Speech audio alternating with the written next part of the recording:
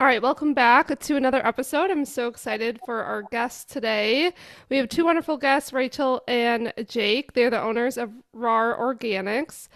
And I first had their bars like over 3 years ago, and they are so tasty. They're so clean ingredients, organic. They have 18 and 20 grams of protein. And so I was like, I need to have them on and talk about where they started, how they developed their bars, and why this is so crucial to look at getting those clean bars rather than grabbing whatever is on the shelf at the store. So today we're going to chat more about their story with starting this business and making these protein bars that are actually real food. So I'm so excited. Welcome to you both for being on. Thank you, and Hi, thanks for having us thanks. on. Of course. Yeah, Um, my little daughter, because she was starting to whine a little bit. So, oh, that's okay. um, Um, well, yeah, welcome again. Who tell us more like a quick backstory of like, how did this start for you and a little bit about yourselves, what you're doing previously. yeah, so I can start.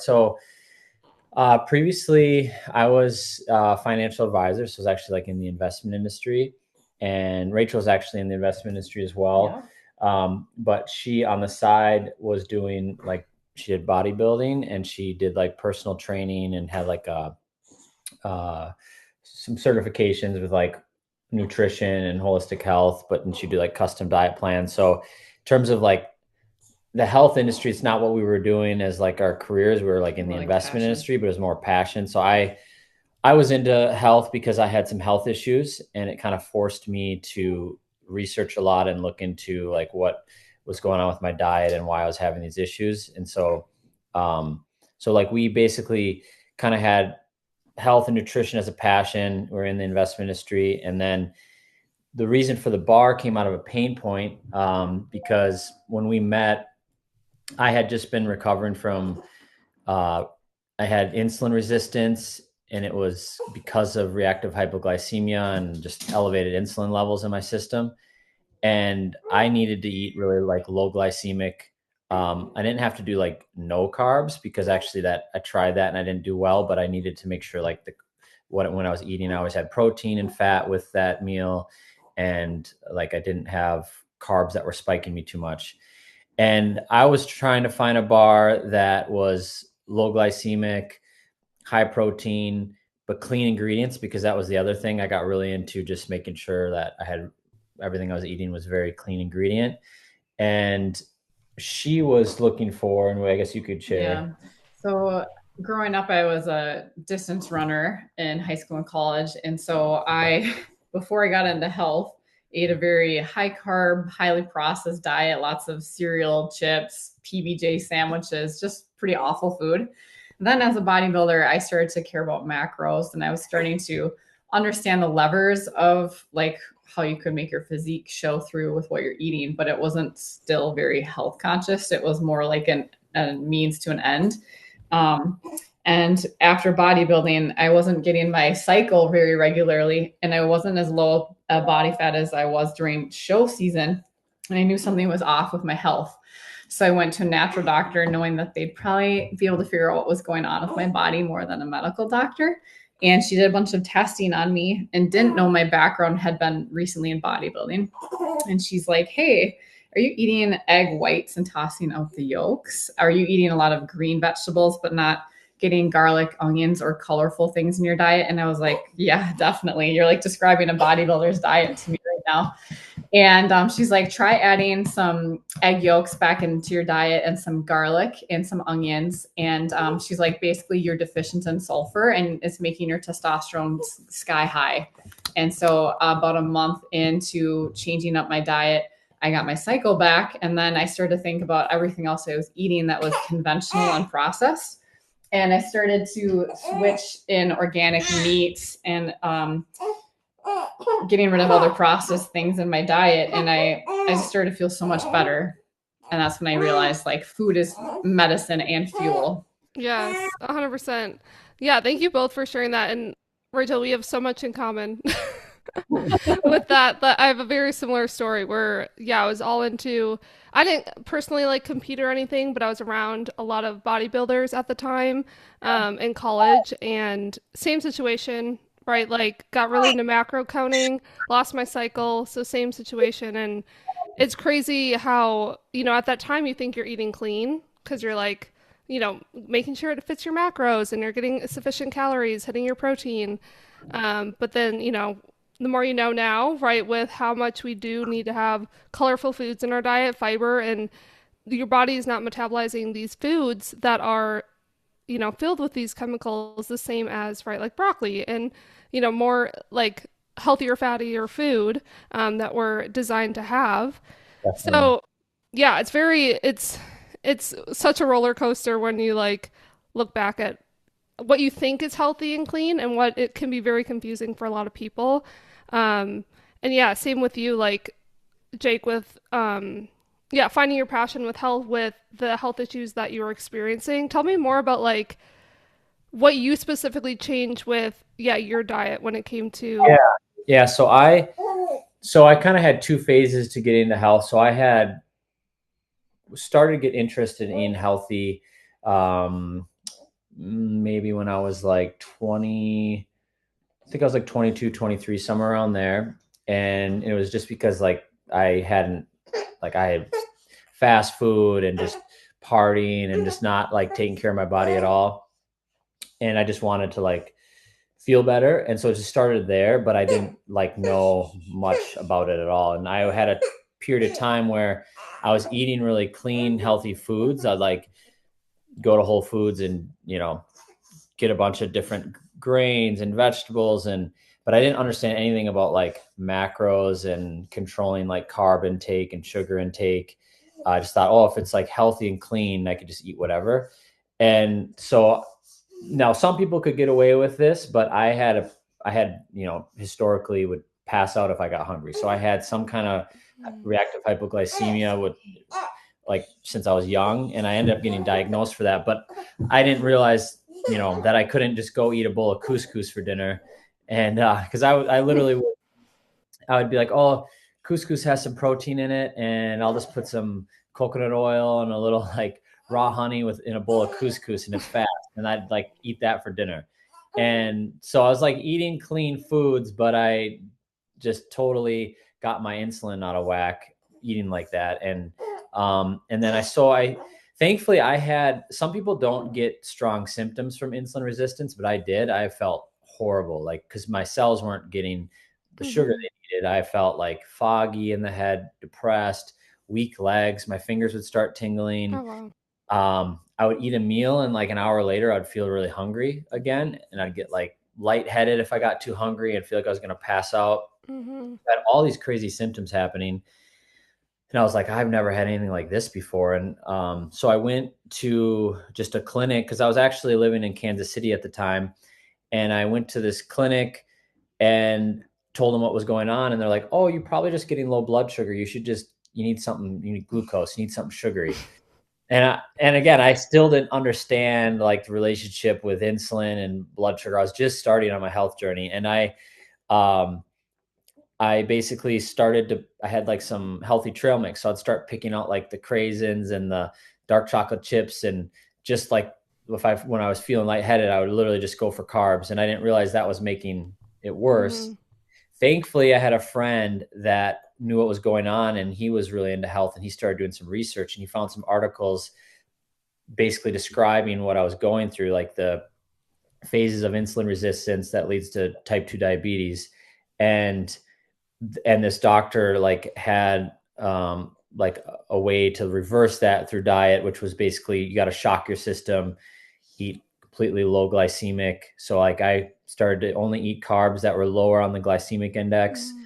And then I would obviously always pair, like I wouldn't have carbs standalone. Like I'd always have protein anytime I had Mm-hmm. any food. And that, I mean, I felt a relief even just within the first few days, but then over the next several months, like it just started to unwind, like whatever that was out of balance, just switching that diet around. And then that drove me to get more into health because I just wanted to like, I knew other things were probably out of balance in my system. So I was getting into like sprouting and microgreens, and just like I'd make green smoothies and it would just be like a lot of greens. And and so I was always wanting like something quick to eat, and I had found a protein bar that kind of worked for me because I wanted something very clean that had the higher protein and the lower sugar without having anything like artificial or any like fiber syrups or highly processed things. But it didn't taste great. And so when she It was met like me, dirt. I was like, this is like dirt. What are you eating? she What did, bar was it that you were having at that time? honestly, I don't even I don't remember. even know if it's I around. don't know if it's around anymore. I haven't seen it. Oh, okay. This was It had like a green and brown this package. would have been like 13 years ago, probably, or 12, yeah, 13 years ago. Okay. And so I don't remember. It was like I know it was peanut butter. Green in it. I think it had the word green in it. Green something. Okay. Butter, Is and that I don't know the protein source, if it was I don't remember either. pea protein or whey. But then she was sponsored by a bar. So when we met, she was sponsored by a bar that, like, for me, it checked out in terms of like the macros, but I didn't feel great eating it. And I knew why, because there was like sucralose and high processed fiber syrups. And she was having, and I told her, I was like, these ingredients aren't great. Like, I get it. It's low sugar and high protein, but, and she was having digestive issues at the time. Yep. And she only really liked the bar because of the macros, but it's also gluten-free. Mm-hmm. Okay. She started to realize, like the low quality whey and the fake sweetener and the fiber 18 syrups. grams of fiber in there, and it wasn't real fiber. My body was just like, what is this? What is happening? What bar was that? We don't usually say the name of it. Oh, okay. Let's see. What does it rhyme with? Best. Yeah, give us a hint. Rhymes with it rhymes with best. Oh, okay. Okay. Yes. Bar. It's like I got it. Yeah, you got it. But yeah, that was kind of what inspired me to start a bar, was because I started getting into health and working with a natural doctor, and I started to eat organic and more whole foods. The bar he was eating didn't taste good. The one I was eating, I started to wake up to like how low quality it was and how it was making me feel. And when I removed it from my diet, I felt so much better. I realized, oh, that's why I was feeling sloshy and bloated and gassy. It was this bar I was eating. So that was kind of what inspired me to create something in the kitchen. And I'll just add real quick. At the time, we did find some cleaner bars, but that worked in terms of like she felt good eating them because she wasn't as sensitive with in terms of like being spiked. But for me, I was like I'm hungry 30 minutes after because it digests well, but like there wasn't enough stability to hold me over because I like if it spikes me too much and I come down. So then she started making something for ourselves in the kitchen. Yeah. So I just started playing around in the kitchen, and I made a list of ingredients that I knew I liked. Like, I like peanut butter and coconut nectar, like that. But I was never like, let's create something to launch. It was like, I can't find anything that I like on the market, and I need a snack for my busy lifestyle. And so that's kind of how like Rawr accidentally began. And it was a prototype. It wasn't like the exact recipe now. Like the recipe we have now is even yummier than what we created initially, but that's kind of how like things initially started. Okay. And that was how long ago? That was... We started playing around with that in the kitchen in 2015. We were newlyweds. Yeah, and we even had something a little bit before that, but like when we got serious about making a bar that could be a little bit more like resilient, it was probably 2015. Yeah. Okay. Was it always the idea of like you were making something in the kitchen as a bar, or was it something else? Okay. Yeah. It was like a bar. I would like press it together with my hands, put in a Ziploc. And then we'd have to eat it within like 24 hours. Because it wasn't like shelf stable. Because we was just at that time it was just for our like own intake. Right. Like, we knew nothing about like food science and anything. So So then how did you like learn along the way? Like how did you decide like, okay, this could actually be a thing we can sell and create as a brand? I think, right away we were like kind of playing around with the idea of like, it'd be kind of cool to take this to market, because we knew there wasn't much on the market that like we felt were similar in terms of like, and for me, that would make me feel like stable and had clean ingredients. Didn't have stevia and stuff. I would say for us, like when we would daydream like, this could be fun to launch someday. I wonder if other people would like it, but we ultimately liked our careers, and like as believers, we're like, okay, like God has a plan for everyone's life. And if he hasn't called us to start a protein bar, it would be a waste of our time. So we kind of just took it to prayer and we're like, hey, God, if this is you, like, let us know. And it was maybe a year or year and a half later. I was at a women's conference, and there was like a bunch of Christian speakers that had been flown in for it. And I was in the front row, and this lady had just taken the stage and she was about to preach. And she's like, hey, is there someone here with like a creative food idea? And if that's you, can you please stand? Like, I just really feel strongly that God is like highlighting that there's someone in the room with a creative food idea. And I didn't think it was me. I didn't stand. I'm like, I'm not a chef. I don't work with food. Like, it's not me. And nobody stood. And then she repeated herself. And so then my in-laws kind of knew about the bar and they were pointing at me, and she's like, hey, there's people pointing at you. Like, can you stand? And she's like, and I'm seeing the words famous in capital letters, and I feel like this is like God. And so I called up my husband right away. I'm like, okay, this is the most random thing happened today. And we've been praying and asking God if this is him. And I feel like we just kind of got like a green light. But it's not like we just quit our jobs the next day. It was still a journey of like trusting and finding out the right timing. So it was probably another year and a half before we felt called to like quit our careers. Initially, we thought, oh, we'll just do it on the side. We were naive. We were like, oh, we'll just. And I remember mentioning it to like my manager at the time, like, oh yeah, we have this, because he's asking what other like goals do you have, and I was like, yeah, I think we'll do it on the side. And I remember looking at me like, how are you gonna have time to do that? You know, and so then it was 2017.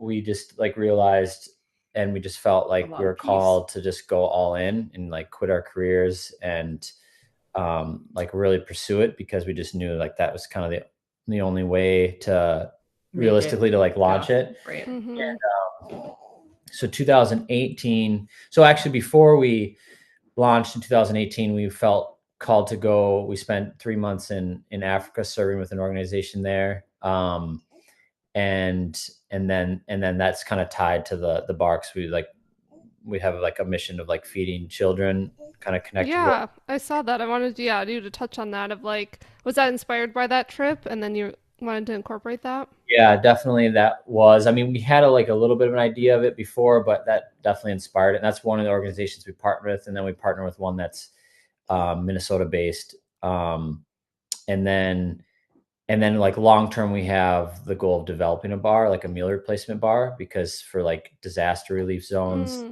like we've heard from our like Feed My Starving Children has told us when they go like to respond to like flood zones and things like that, like their current way of like a packet with rice and beans just isn't always realistic when there's not clean water available. So and other situations like where, you know, we were working with kids. There was where we went, there was a school, and they provided like free education to the area. And we would like made friendships with some kids in the area. And they were just, you know, kind of sharing about their life. And a lot of them, you know, breakfast wasn't an option. So they would go to school hungry, and they'd basically be eating one meal a day. And they're trying to play soccer and learn and do everything one meal. And so we thought, how cool would it be if there was a bar?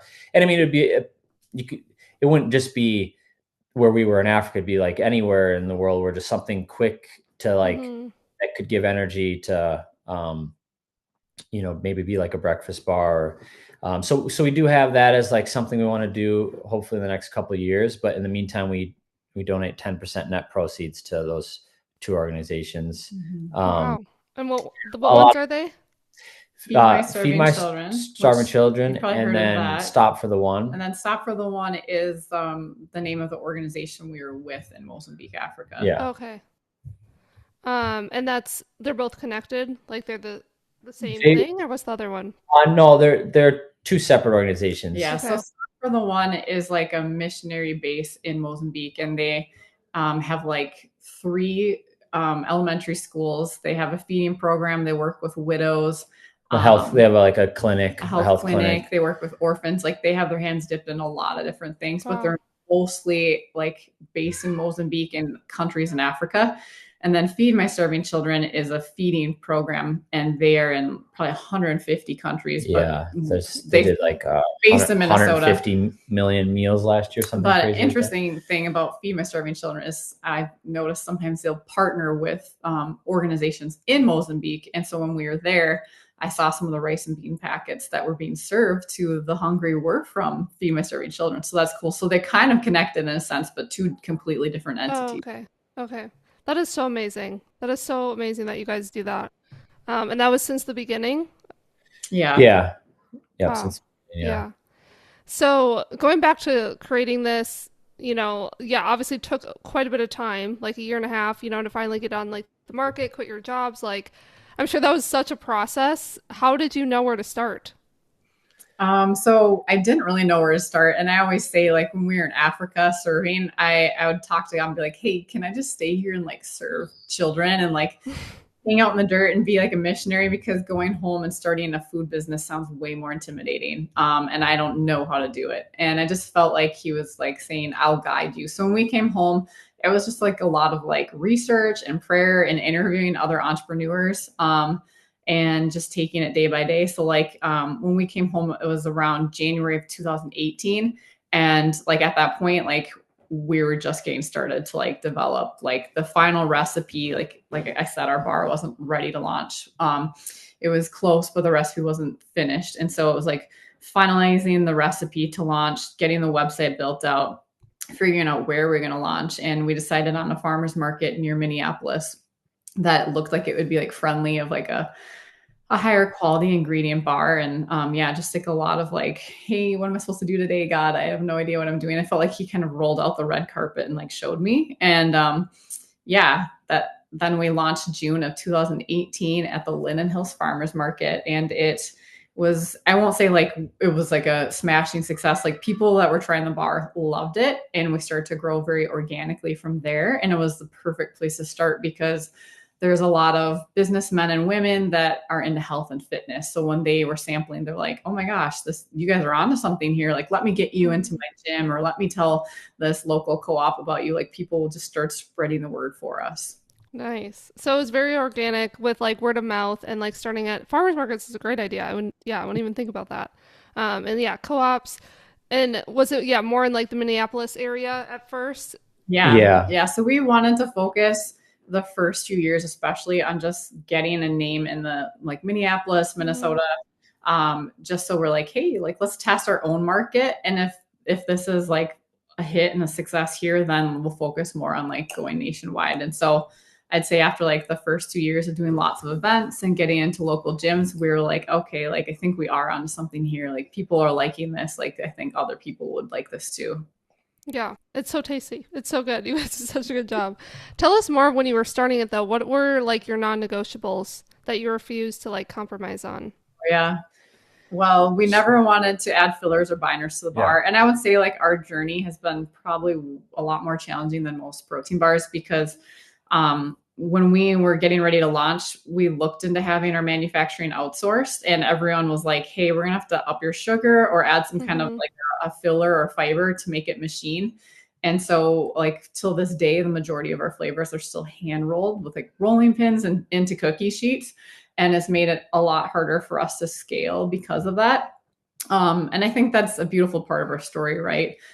Because it shows like we care so much about quality that we weren't willing to outsource. And manufacturing in-house has been like a lot of learning, and like scaling is harder because it's not like you just hire people to do office jobs. You're hiring people to make a product that you've done for years and done well. And so I would say that's probably my answer. Yeah, so I would say not using any like artificial sweeteners, only using like low glycemic sweetener when we do use one, not any like fiber syrups or sweetener extracts. Like personally, and I'm not saying some people might do just fine with sweetener extracts. I personally like stevia. I don't feel good from, for example. And I'm not, for some people, it'll agree with them, but we just had certain things that we knew we felt good from. And we wanted to keep it plant-based. Yeah, like she has a dairy sensitivity. It's really not about even being plant-based. It's just I have a dairy sensitivity. Yeah. I don't, but I feel better. Like if I have whey or I have pea, I feel feel like I digest pea protein better. So we had some certain things that we knew like we felt good from, but I'll just give you an example. So like we always wanted to like automate production so we can scale and get into grocery stores. And we got some equipment to do that a couple of years ago. And when we tried it on our bars, it only worked with certain flavors, and some flavors our bars were like too dry. And we don't want to add like a fiber syrup where it doesn't add any sugar to the bar. It adds like equal amount of fiber and carbs, and technically that's supposed to offset, but there's been studies that actually your body doesn't receive all of that as fiber, and sometimes it'll take some of that in as carbs, and it can spike you a little bit. But anyways, because we didn't want to use those ingredients, we on some of our flavors where it didn't work because they're a little bit more dry. We tried tweaking the recipe and we got it to work, but the test is me eating it, and I've even I'll wear like a continuous glucose monitor and I'll test it. And I was like, yeah, we got it to work with like not a crazy adjustment on these flavors, but like I eat like 2 to 3 bars a day. And I was like, I can't feel good about us rolling it out on these flavors because I don't feel like I'd want to eat the bars as much, because I feel like there's just a little bit too much sugar and I won't feel as stable from it. Yeah. And so we held off on launching that. Like 7 of our flavors we couldn't automate. All the chocolate coated ones. Yeah. And thankfully though, we recently met with a company and tested a different way of automating where it's more imitating like hand rolling a tray. So it's not much pressure, and it works better with like more delicate products versus like extruding, in which extruding works well with something that's a little more like moist. So and we use it on our current recipes, which current recipes, no changes. We didn't think it would work, and it did, and so we're pretty pumped about that. Pumped because and that's coming this year, so we'll be able to have everything automated and not have to change the recipes, which is like really huge. That's huge. And so we'll be able to scale, and then we're almost done building out a facility because it's just tight quarters right now for our team. It's kind of an exciting time where it's like, even though we've been in business for almost 8 years, we haven't really been able to fully scale because of the handmade aspect. But now with a bigger facility and machinery coming, we'll be able to like take on big accounts for the first time. That's so exciting. Like right now, has it just been in like a smaller facility, all handmade still? Yeah, so we rent a space in Rogers, and it's only 2,500 square feet. And then our shipping team couldn't fit anymore, so we had to get a second rental property where they ship all the product out of, and that's like a 10-minute drive. So there's a lot of back and forth. Yeah. Dang. Well, that just shows again, like I love what you guys are doing. Like it speaks volumes to the work that you're doing, of you're making it quality, and like there's not a lot of things on the market. Like I think more and more brands are kind of like, there's more brands that are smaller business that are tending to scale, that are cleaner ingredients, organic, but it's very minimal, which is like really sad. But like knowing that you have the opportunity to scale you guys are gonna crush it. Yeah, it's so exciting. Tell us more about your ingredients that you use. Yeah. Bars. You want to start? So that's one thing where we take that kind of, because there's 2 things. There's like, we want to have the right like macros, or the macros we're targeting without using artificial ingredients or fillers. But then there's like the quality of the ingredients. And so that's something we're always like, we have gone through. We tested, like for pea protein, we tested about 20 different suppliers to find one and we had one early on that then we didn't love the consistency of the taste. So it's like, it's been a journey, because we're always wanting like, we get testing for like heavy metal, so it has to pass that. And we want it to be like as clean as possible, and also bland and taste. Like the taste is so many factors, because we're always trying to drive 2 things, like quality and then taste. And it's hard. And when you use ingredients that aren't like heavily processed, and it's more tied to like the harvest of the raw materials, you can see variants. Or like nut butter, our cashew butter is stone ground raw cashew butter and sunflower butter stone ground. And so it's, which is good because you preserve nutrients and it's like a cleaner way, but you're going to be more impacted by like fluctuations in harvests. I don't Same even with think about that. Yeah. freeze-dried fruits. Right. Like, so The we use freezer freeze-dried fruits. fruits instead of like natural flavors basically. And that can fluctuate. Yeah. So that I would say that's with our ingredients where those are like kind of our two things is like taste and quality. Like for example, we have a backup supplier for our raspberry powder, and they're usually really nice and tart. And they're like, we have two because in case, I mean, sometimes the freeze-dried fruit is so hard to source. And so there's like a couple quality businesses that we like, and we sourced one from a backup because our number one has like been out for a long time. And the harvest of it was just not as like tart and popping in the raspberry. And like we had some people notice right away, like, hey, my last order, like the raspberry wasn't popping that much. And like you could tell the raspberries were probably harvested before they were fully ripe. And that's the kind of thing that can be a little stressful because you're like trying to control something you can't fully control. Like it's harvest and agriculture. And but like we try to obviously like get the best of the best. But Yeah. And then like so the reason we chose some ingredients, though, for example, would be like with our sweeteners, like coconut nectar, even though it's like more expensive than say if we went with some of the other sweeteners, it's like a 35 on the glycemic index. So that was the reason with that one. I wanted like if you try like the dark, I'm not talking about like one that's a light colored, like you want dark coconut nectar where it's got a lot of the minerals still in it. You even taste it and it's not super sweet. I mean, it's sweet, but it has like a mineral you can almost taste taste the minerals. Kind of like molasses has like a mineral taste. Like the coconut nectar, it's got like a nice like kind of honey maple syrup taste, but then like the aftertaste, you can feel some of the mineral taste, which is kind of nice, earthy. And so we wanted low glycemic sweetener, molasses, unsulfured blackstrap molasses. Like there's a lot of like minerals. It adds a lot of iron to our bar too, which is really cool, especially for females, like having a bar that has a lot of iron packed in it, or if you're like a postpartum mom and you need to get your iron intake up, or even a pregnant mom. So that's a big perk to molasses. Well, even when you were pregnant, you were having low iron, and you upped her bar intake, and she felt better. So that's so funny. That's great. What was so like, for example, like monk fruit? How is that? Is that higher glycemic? So monk fruit is a 0-calorie sweetener, and there's not a ton of research on it because like it's kind of like with stevia. Stevia is in its natural source like a plant, and in South America, like cultures used to use it to like sweeten food or even like as a herbal remedy. And stevia was even used for like birth control in South American cultures back in the day. But the way they process it to actually get it into a sweetener used in America is a white granular item. And so it goes through like a very chemical process. And there's lots of steps to it to turn it from a green plant into like a white powder.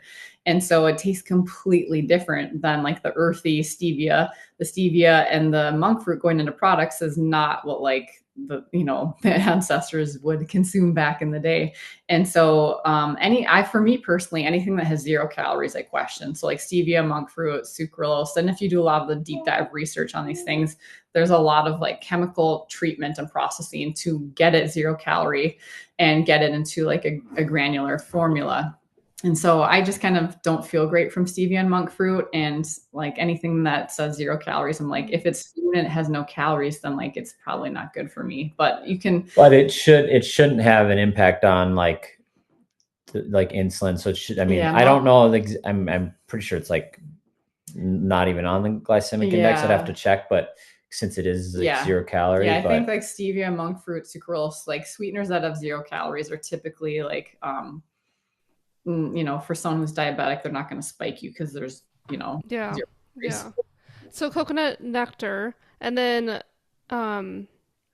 what else do you use? I guess every flavor is probably different, but is there kind of every flavor has a similar base. So the organic pea protein, and that's like single ingredient, just pea protein.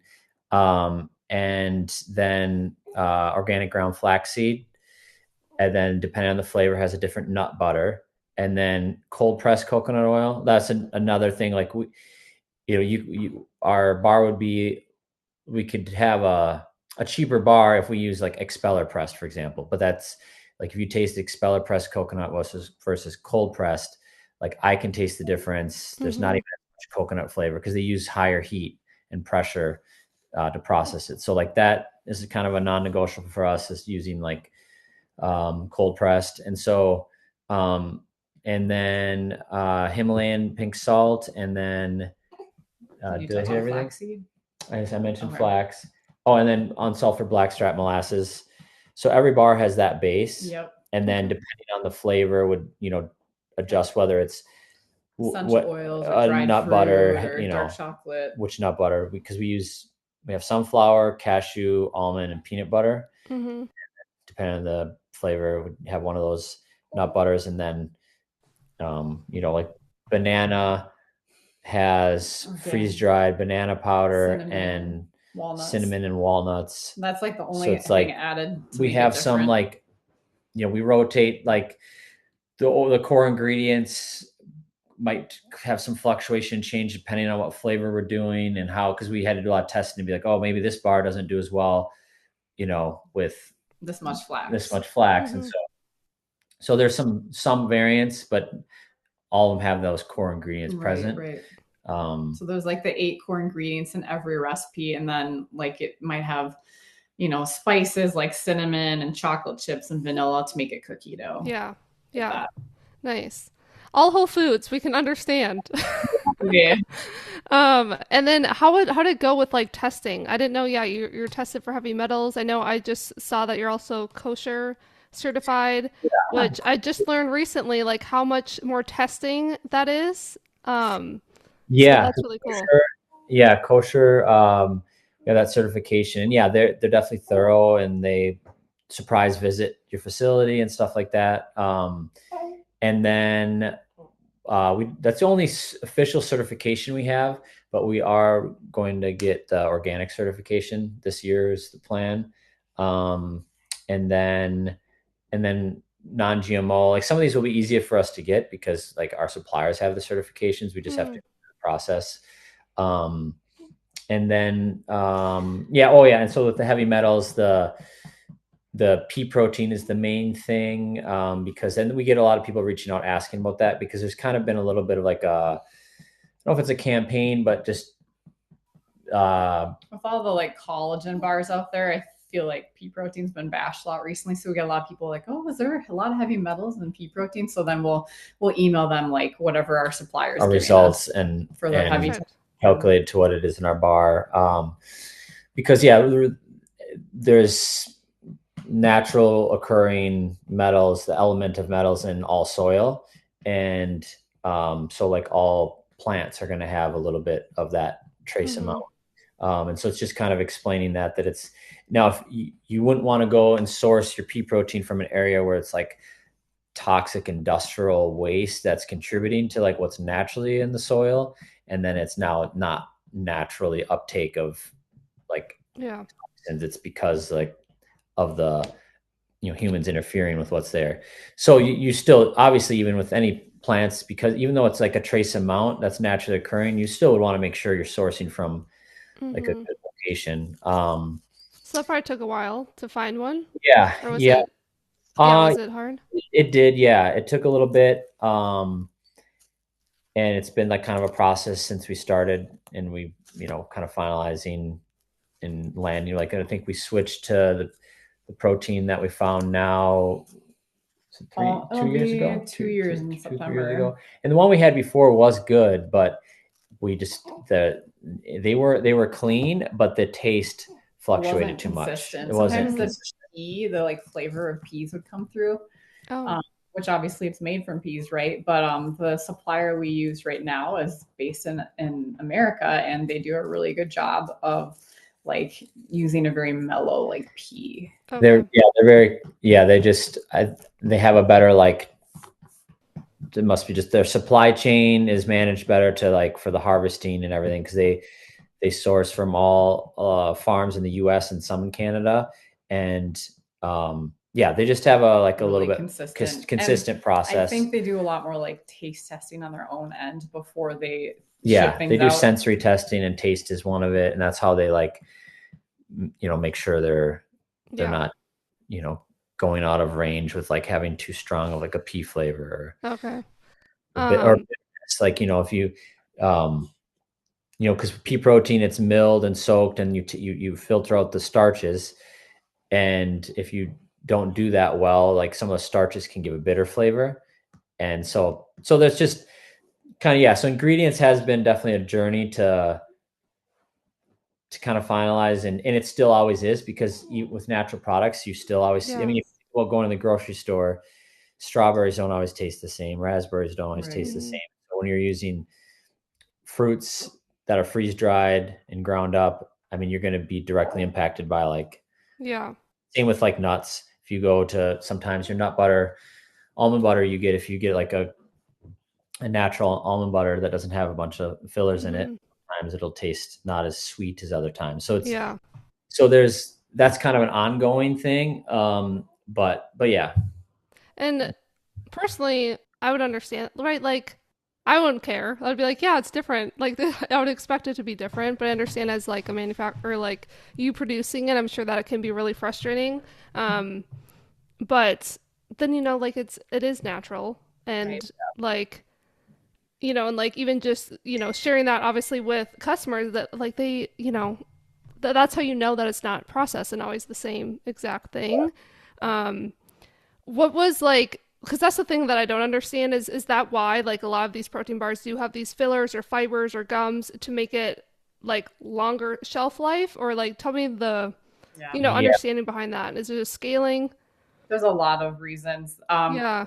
So those ingredients aren't very costly typically, so it can make the bar like have better margins, and it makes it machine easier, so ease of being able to expand your business and automate and scale. Yeah, because like so there's fibers that are like in syrup form. They'll be on the nutritional label as They fiber. add sweet flavor Um, too, so that's another and it can factor. kind of add a little bit of sweetness to the bar because it technically is a carb with the same amount of fiber. So it's like the carbs that are fibers, but again, not always. And so like even like tapioca fiber, Right. the one that they used to use in the industry, they can't use it anymore, can't label as a fiber, because I think it was the FDA said no, it's not really Yeah, it actually was being. spiking insulin for people, and brands were saying, well, this is high fiber, low carb. And then they found out, well, actually, people are digesting it as a carb. So then a bunch of scientists reformulated. So there's two forms of tapioca fiber. There's the old form, and people will list it now as a carb. And there's a new form that came out in like the last 3 years, I believe. And it was formulated in a lab. It's like genetically modified, and some protein bars use it, and they'll say this is a low sugar, high fiber bar, and they'll list tapioca fiber in there because people don't know what tapioca fiber is. It sounds like earthy, Mm-hmm. but it's like a syrup that's formulated like with a lot And of it's like processing engineered so that basically it's making it so your body receives. as It's fiber. not what's the term? It's not a nutritional value fiber, or Yeah. because it's an engineered syrup to not be received as a carb and be recognized as a fiber in your body. So that's like an example of like why they use that, though, is it helps bring moisture content in Mm-hmm. the bar without upping the sugar by your sweetener, and helps bind the bar. So then it's easier to like automate your production because it's just going to stick together better. Um, Mm-hmm. and it keeps it keeps the certain macros on the bar where they want it, and makes it easier to like machine it. Yeah. So that's kind of part of the reason I think a lot of companies will use, whether it's fiber syrups or sweeteners that are like artificial sweeteners. It's just they're trying to hit a certain like macro target, but Right. they're not concerned about like I guess the cleanness of the nutrition Yeah. facts. And that's where, we always question. It's like when we're starting to chemically, create something, Right. Yeah. we're going against nature and how we already have these ingredients that we can make whole food. Yeah. Yeah, it's wild. So like if if someone were to grab like a healthy bar right at a grocery store, or they think right like it's healthy or clean, what are some, red flags that you'd want them to immediately look for? Yeah, I would say definitely like artificial sweeteners. Don't go with anything with like sucralose in it. Yeah. And then personally, I mean, I don't want to bash other bars for certain things they use, and it might work for some people, but personally, I don't like the fiber syrups. Like Right. I They like, for don't feel example, good. like tapioca fiber or chicory root fiber, which is a syrup. Mm-hmm. I just don't feel good. Like I'll try bars with it because we always are trying bars, just Hmm. seeing like what else is out there and stuff. And I just, it's the taste, but also just the way it makes me feel. I feel like I'm one of those people where maybe I don't receive it all as fiber, and it might like Spike you a some of the little. carb part of it's getting through to me. I have a simple one. A lot of bars will advertise as high protein. Like even at Costco the other day, it was like high protein and it was 8 grams of protein. And for me, if I eat a bar that only has 8 grams and I like need something to stabilize Mm-hmm. me, like a snack throughout the day, 8 grams of protein is not going to do it for me. I kind of need like the 18, 20, and the higher fat. So even just a simple thing consumers can do is look at the packaging and look at how much protein and sugar is in it. And like some bars will have 18 grams of sugar or only 8 grams of protein, and you're just not going to feel satiated. You're not going to feel good Mm-hmm. from that. So even Yeah, apart from like the fillers, binders, fake sweeteners, is there enough protein and fat to stabilize me? And yeah, how much sugar is in this? Is it going to be like a candy bar to my body? Yeah. yeah.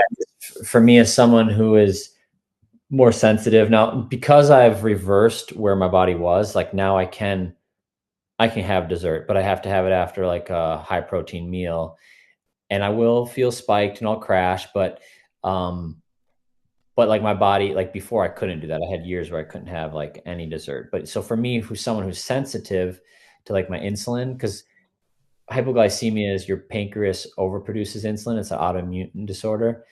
So like in most people aren't as sensitive as me, but um I need, to her point, I'm the same. I need it to be like probably 16 and up of protein, something like that. 18 to 20 is better. Um, and then I need it to be like 12 grams of sugar and under, and I need fat in the bar. Otherwise, if I have like, so if I go have a bar that is 16 or 18 grams of sugar, and then about the same amount of protein, then If it has low I won't fat hold me too. over. Like with our bar, I can be hungry, and then I can eat a bar and a half, and then I can go do like an activity. Like I could go for a run, and it'll like hold me over, because that's physical activity is for me is linked to like the blood sugar dropping. Yeah. And so I can, it's enough to hold me over. So that's what I would just say, like making sure that balance where it's like your protein is higher than the the sugar source, but also the type of sweetener like is something to look out for, Mhm. because like the glycemic index is going Yeah. overall index is going to be impacted by like the ingredients in it. So some Mm-hmm. sweeteners like brown rice syrup Yeah. is a really high glycemic index. So it's like if you had it standalone, it's really going to spike you. And like brown Um, rice syrup, even though it's brown rice, it's still processed into the form of a syrup. And so brown rice and corn syrup are like very similar on the glycemic index. So yeah, brown rice Wow. syrup is healthy for someone Yeah. who's not educated, but you could just exchange it with corn syrup and maybe feel the exact same. yeah. I mean, Wow. it's definitely better than corn syrup, I would say, but It's it's going to impact your insulin similar Yeah. Yeah. levels. That's Um, crazy. And yeah, with your guys' bars, like you actually feel full. yeah, Like you're like, okay, I can, yeah, be good for like 2, 3 hours. And because it's well balanced, you have like great amount of protein, even carb and fat, which is also really crucial. Because like you're saying, a lot of these protein bars are just candy bars at this point. And I know many people that will have multiple, like multiple of these a day Mhm. and are still, not satisfied. I'm like, well, yeah, you're not getting actually like nutrients, and fiber too, right? To hold you over. yeah. Yeah, it's wild. But yeah, I've not found any other bar besides your guys' bar that's actually like clean and organic and keeps me full. You know, that's the biggest thing too, is like keeping me full longer. Because I'm with you too. It's like if it has 8 grams of protein at that point, it's like that's not a protein bar. That's Right. just It's kind of, yeah. it's like a snack bar kind of thing. Yeah. Um, so, you know, like what do you say to, you know, consumers or even like people you'll talk to about these bars of like if they truly don't understand these ingredients or like yeah, maybe don't understand like how important it is to have organic and these well-balanced bars. What do you kind of say to help kind of bring more awareness or ultimately like change their mind? Yeah. I mean, I personally, I think, it's better to start looking at it before you would have issues that force you to. Not saying everyone will. Some people, they're just the way their bodies are, they can get away with it and live into their 90s and never really care about nutrition facts. But that's a kind of a gamble. You're kind of playing the genetic lottery. And so like I was forced to get into it because I felt so horrible.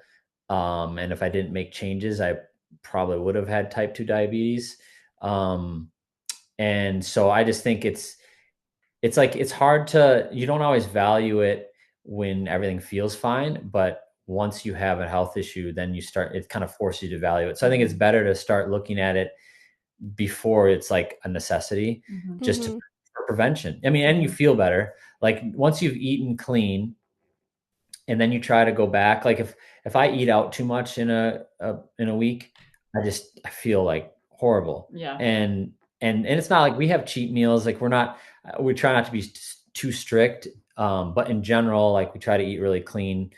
And and so when you get to that point where your body, you just feel really clean and light, you notice it internally. It's like an internal feeling. So if you're like eating like really clean sources of food that don't cause inflammation and like are easily digestible, and then you go and you have like something with like Seed just a oils. bunch of like crappy oils Mm-hmm. and just deep fried or whatever, or like just a bunch of additives. Like you Right. look at the Yeah. ingredient list, it's a bunch of chemicals. You're just going to feel like gross. Mhm. And so like if you go through that journey of like eating really clean for a period of time, then your body will kind of be the like The scale the or little metric. indicator for you to know like, oh yeah, I'm not eating good right now, because you'll kind of notice it more.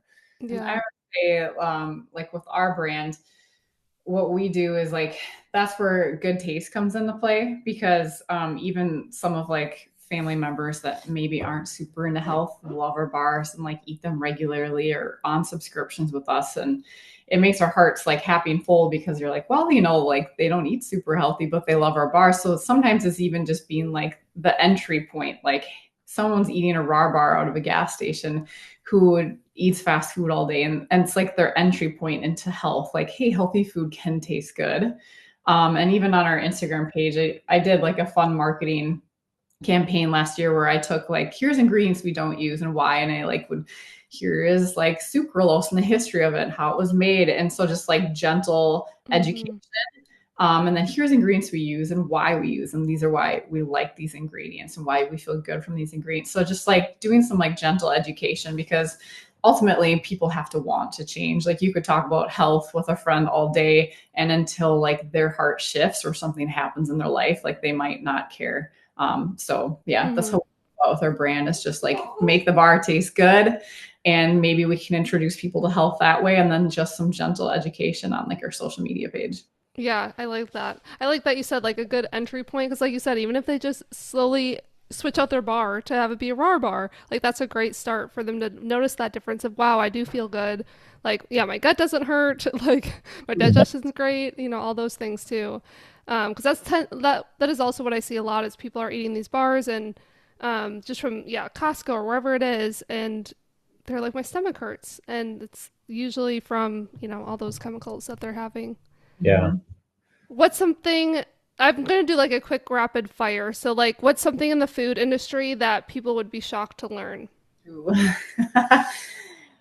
I would say on nutrition labeling. Yeah, nutrition labeling. It like there is not a lot of accountability, and sometimes we like to order bars from competitors, and we're like, this tastes way sweeter than the 8 grams of sugar that they say is Well, in I'll give here. you a good example. Like, so we've seen, because we're always kind of looking at products out there, and I'm not going to name any names, and we're not trying to we don't like to try to bash the brands, but I'll see brands where it'll have the sugar listed and I'll say 0 grams added sugar, and the sweeteners they're using are definitely supposed to be considered added sugar, even though they're quality sweeteners. Like for us, coconut nectar, coconut sugar, like that's still considered from the FDA like added sugar. Right. So you're supposed to disclose it as added sugar, because it only isn't added sugar if it's naturally occurring. Like so like fruit powder. Our fruit powders, our freeze dried fruits, that's not added sugar. Or like nut butter might have 1 gram of naturally occurring sugar. That's not added sugar. But like blackstrap molasses, coconut nectar, coconut sugar, like those are considered date syrup, maple syrup, honey. Those are all added sugar. Even though they're like more cleaner versions. So that like when I see that, I'll be like, well, technically they're supposed to like disclose that as added sugar, and they're not. So like if they're hiding that, what else are they hiding? So there's not a lot of accountability with like the FDA, because there's so many brands out there. How could they hold everyone accountable? Yeah. So it almost takes like a story like the David's bar, where someone brings it into a lab and has it tested and finds out the truth and brings it to the front for people. And so I think sometimes that can be frustrating for us, because we always are testing competitors. Oh, a new bar on Instagram, let's order it and try it. Let's analyze it. Let's see, is there anywhere we can improve, or what do we think about this product? And then when we see the nutrition facts, sometimes we're like, okay, like there's something off here, and there's no one going to hold them accountable unless they're like huge someday, and then maybe someone reports it. And I think most of it is like not intentional. Like I think, the example I gave, it's probably lack of education. Yeah, they think because it's like a quality sweetener, we shouldn't have to list it as added sugar, right. Which I get that, like that rationale, but so I don't think obviously there's bad actors, but I think most brands are obviously like trying to disclose things the best they can. And but maybe just not I just think informed. Like in the food industry, there's definitely some discrepancies in nutrition facts. So that's crazy. Kind of surprised to like see. And even like with pea protein. Pea protein has salt in it. And that's not a bad thing. But some of our competitors that use pea protein will say they have like 5 milligrams of salt in their bar, or 0. And we're like, well, you have pea protein. So and they have a salt. It's more than that. Like, so I think that's interesting. Yeah. So like, I think, that's just kind of an interesting thing. So that's one thing that surprised us in the industry. Yeah. That's so crazy. And then it's also really hard for consumers to even trust these brands, because they're not even truthful. Yeah. So is that up to the, like, for example, you guys to like come out with those like macros and like the numbers, or is that like from the manufacturer? Or well, you take the nutrition from your manufacturers, right. But then you're supposed to take that and then make your panel. And there are online tools, but those are even more inaccurate. They can be inaccurate, because if you go and you find like, a pea protein listing and somebody added that ingredient. You can add an ingredient. So say you want to go get a nutrition label made online. There's like different apps. Yeah. And you say, I want to add pea protein and nut butter, and I'll say, okay, it has like this much of this.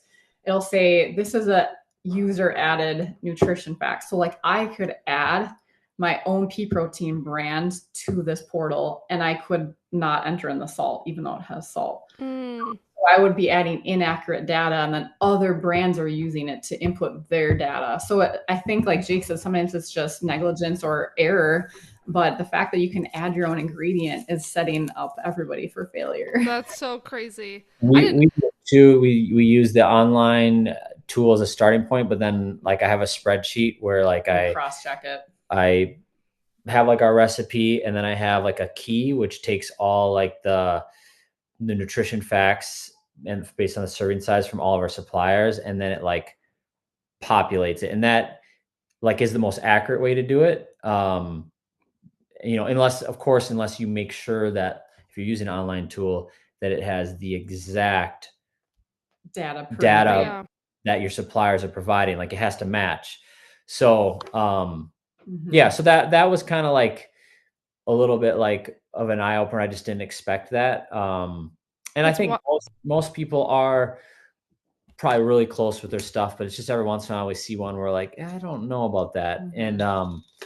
And there is always discrepancy. It's food. Like, so the FDA allows a certain amount because like something could have been tested when it was more like of a moist, and then it dries out, and so the weight changes, or the, you know, the production of it and the ingredient mixture, like they allow some, because it's impossible to produce the exact Mm-hmm. amount, but there's times where you know it's not like the normal like Right. range Yeah, they that's give like a margin of error, but sometimes you're like, this is definitely Too not. way much. smarter than Yeah. that. Yeah. Crazy. Yeah, it's so crazy how it's so not regulated much at all. What's one thing most people overcomplicate about nutrition or health? I don't know if you want to answer Yeah, that. I would say like nowadays, especially with like people doing like shots and injections and stuff, and like things get real like tricky, and there's so much information on social media. And I think it really comes down to like the simple things, which is like first starting with getting good sleep, because if your cortisol is high, you're not getting good sleep, like you're not going to lose weight.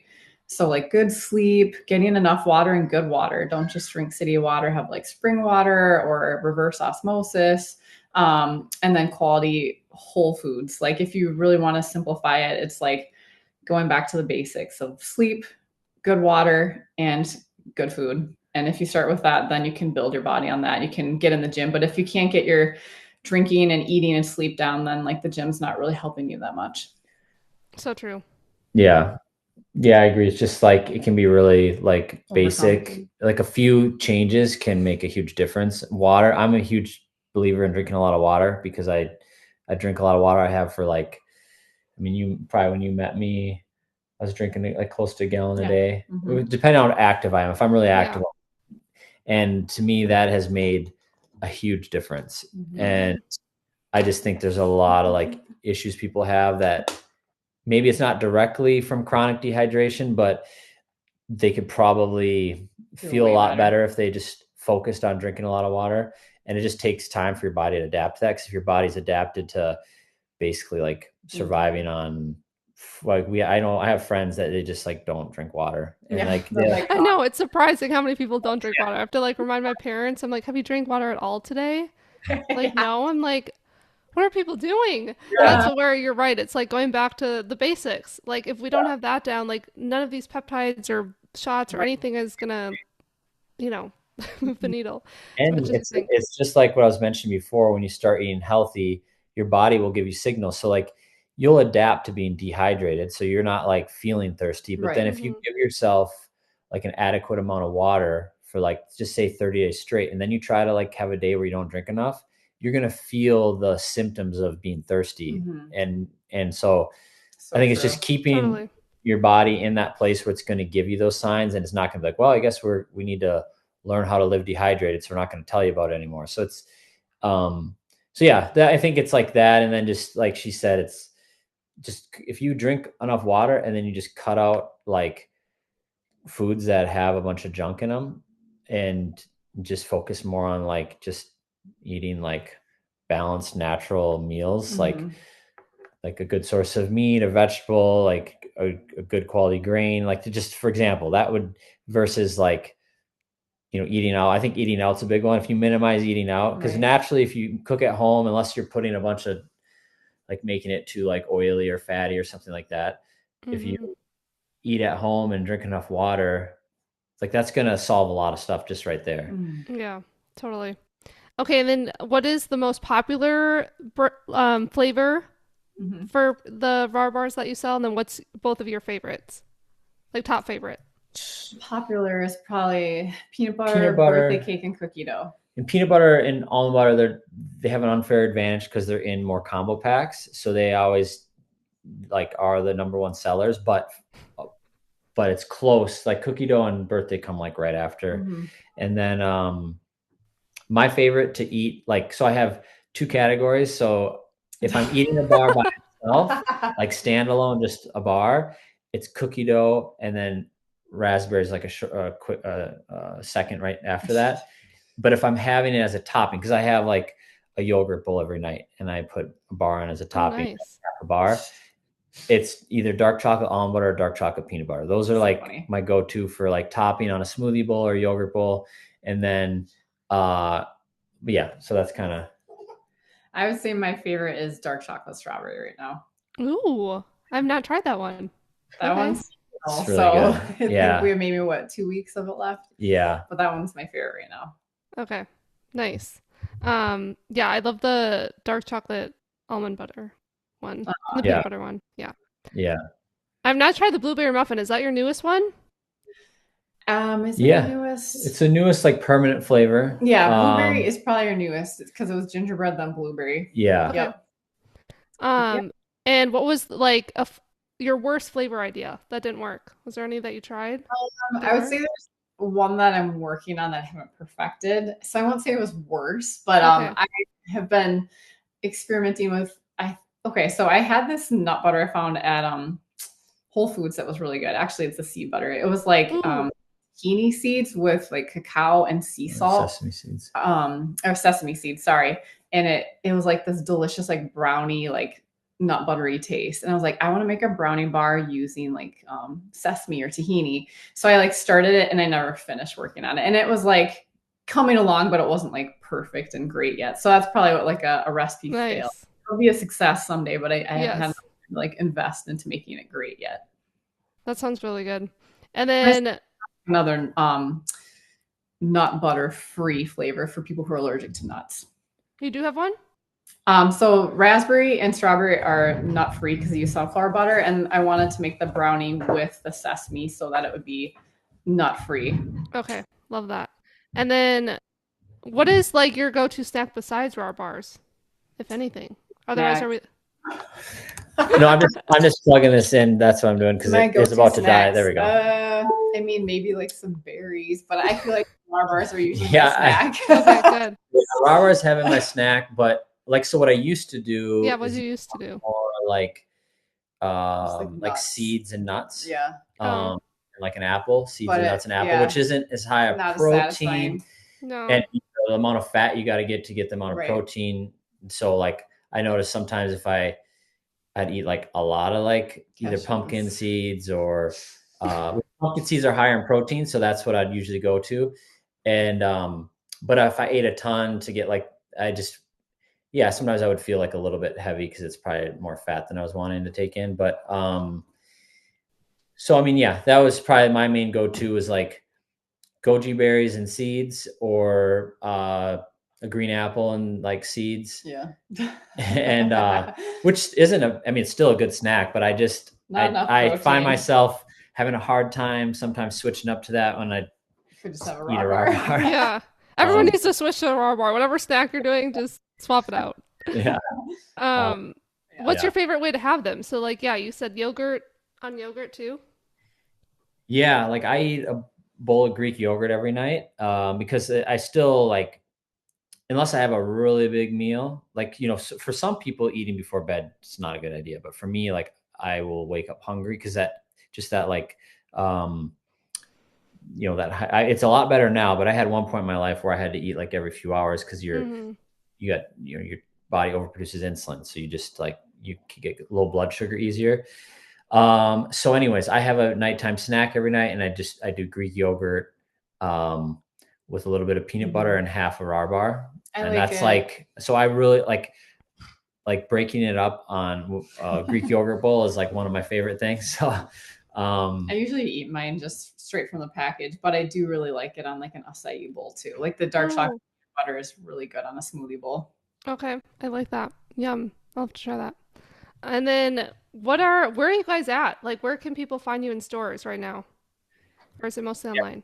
so we sell primarily online, but we are in maybe 200 or so locations nationwide, but we're not in any like chain stores. We're in like mostly locally owned like cafes or chiropractic clinics, holistic health clinics, places like that, just kind of scattered throughout the US. And so like we do have a store locator. It needs to get updated. It doesn't have all the locations, but it can give someone an idea if there's someone nearby, like on our website, you can put their zip in and see. And then I would say we are it's not in the bar format, but as a topping, we're in nautical bowls. So I don't know if you're familiar with that coming back to Minnesota. If they're nationwide, but they have a really strong presence in Minnesota too. And then like locally, like in St. Michael, we're like Eating Elevated, Kingdom Coffee in Maple Grove, a few other like holistic clinics. Abounding Wellness. What's that one in Express.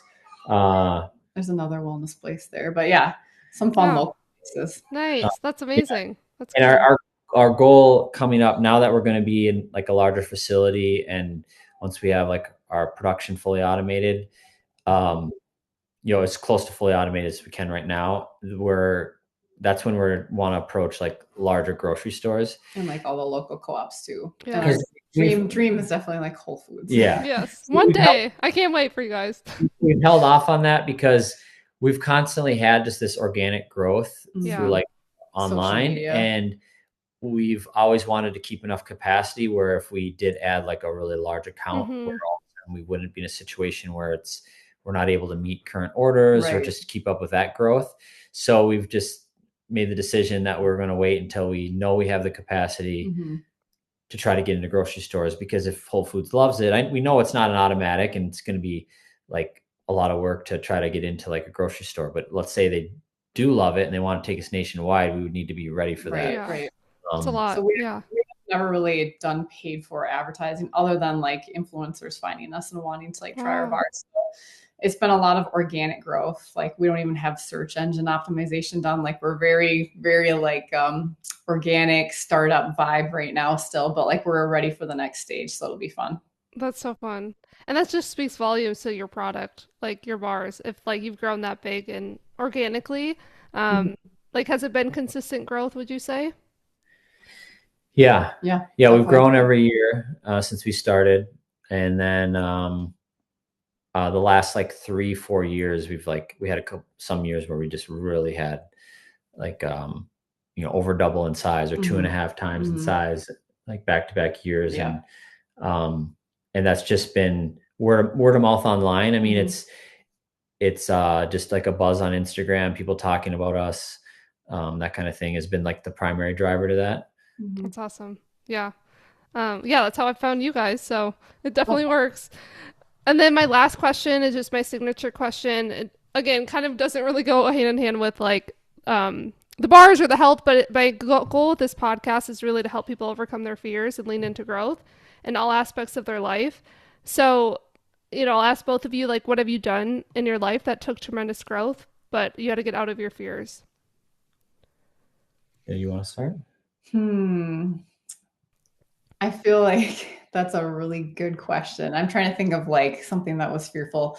I mean, obviously starting this business there, like I said, when I was in Africa, I was like, God, don't send me home. It'd be easier to stay here and love on kids. So I think even just starting this business, was like overcoming a lot of like self-doubt, because you're like, I'm inadequate. I don't have what it takes. I can't create a nationwide brand, and I can't.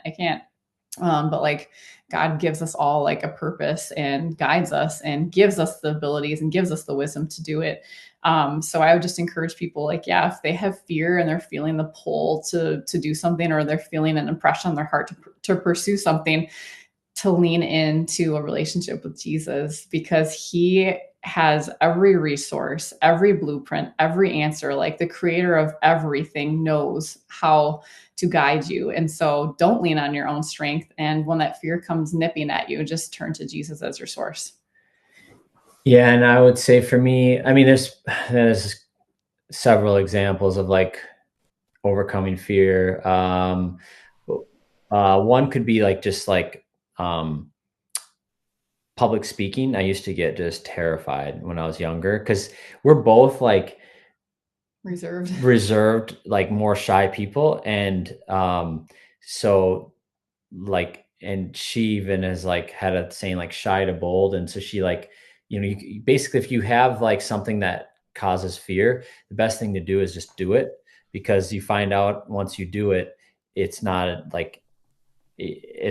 something you should be as afraid of as you are. So like, I used to get so nervous to like talk in front of class, or like my heart would just start pounding, and then I'd get up there and I'd be like, oh, like, and then I actually would do well. And I have teachers tell me like, oh, you're actually like, you're a good like public speaker. And I'd be like, oh, like, I feel like I'm horrible, and so it's just like, oh, wow, it's not as actually scary as I thought. And so it's just like, so that's like a small example, but I mean, it's one of the biggest things people are like afraid of. Right. And so just I've put myself intentionally, like I've been invited to talk at in front of people, like share my story of certain things because of like some of the things I've gone through my life, and like you'd be easy to just be like, oh no. So like I made a point every time I was asked to speak publicly, because I've done it quite a few times. I said yes, no matter what. Yes, because it's something I'm afraid of. I'm going to say yes, because then it's forcing me to exercise that muscle of like pushing through that like nervousness and that fear and that doubt. And then like, oh, I'm not good at this. And then you find out when you do it, you're like, oh, it's not as actually bad as I thought. So I had like a kind of a journey with public speaking, where like that really taught me that now, like in other areas of life, if I feel that feeling, there's obviously the feeling of being cautious. There's some good parts of that, but with a fear where it's not something you should be cautious about, it's something you should actually step out and do. Like prime Just pump. just do it afraid, basically. And yeah. And people are more concerned about themselves than you. Like that's the thing I always tell myself. I think it was like a Dale Carnegie book I read in college, and it's How to Win Friends and Influence People. And he says people are always thinking more about themselves than you. And so like with public speaking or whatever it is, like a lot of times we get up there and we're so preoccupied about, oh, what if I fail? What if I look foolish? What if I stutter? People are oftentimes in their chair kind of thinking about themselves, what they have going on that day. Oh, they're going to be speaking next. They're nervous. And so once you put yourself in that like mental space, like people are more concerned about themselves than me. Like I don't need to be so worried anymore. That definitely helps. And I like your quote or whatever you said about like shy to bold. I think that's really, that really resonates because it's so true. That's her like kind of motto, because I was shy. She was even more shy. Yeah, I was so shy. She was like super shy. So and shy. She's bold. She needs team meetings and has to bring like, do confrontations, and it's outside of her comfort zone, but it's like, you can grow and exercise even in an area that you're like afraid of, and actually become like good at it. 100%. Not feel natural. Yes. And thank you, Rachel, for like sharing also your like what took a lot of growth for you, like leaning on Jesus. I think that's beautiful. Because you're exactly right. It's so easy to be like, I have to figure this all out on my own, and like to lean on Jesus for that is such a beautiful thing. Amazing. Okay, where can people find you? So our Instagram page is just at Rawr Organics, and sometimes people spell it raw, but it's Rawr, it's RAWR. And then our website is www.rawrorganics.com. Perfect. Yay. Well, thank you both for coming on. Is there anything else that you wanted to leave them with? Like coming up or anything new? No, I mean, flavors are constantly in the works, so stay tuned. New flavor launch coming. Cool. No, I don't think so. I think you asked really good questions. I think we like covered a lot. Cover a lot of ground. So. Good. Amazing. Well, thank you so much for coming on. This was so fun. I appreciate it. Thanks for having us. Really appreciate it. Too. Yeah. Of course.